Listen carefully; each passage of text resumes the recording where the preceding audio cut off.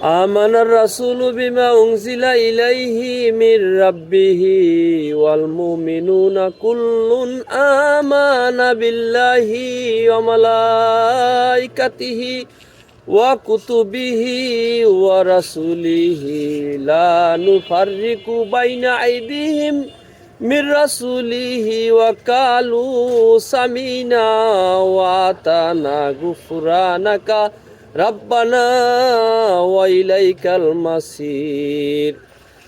রাসূলের নিকট তার রবের পক্ষ থেকে নাজিলকৃত বিষয়ের প্রতি ঈমান এনেছে, আর মুমিনগণও প্রত্যেকে ঈমান এনেছে আল্লাহর উপর, তার ফেরেশতাকুল, কিতাবসমূহ ও তার রাসূলগণের উপর। আমরা তার রাসূলের কারো মধ্যে তারতম্য করি না। আর তারা বলে, আমরা শুনলাম এবং মানলাম। হে আমাদের রব, আমরা আপনারই ক্ষমা প্রার্থনা করি আর আপনার দিকেই প্রত্যাবর্তন।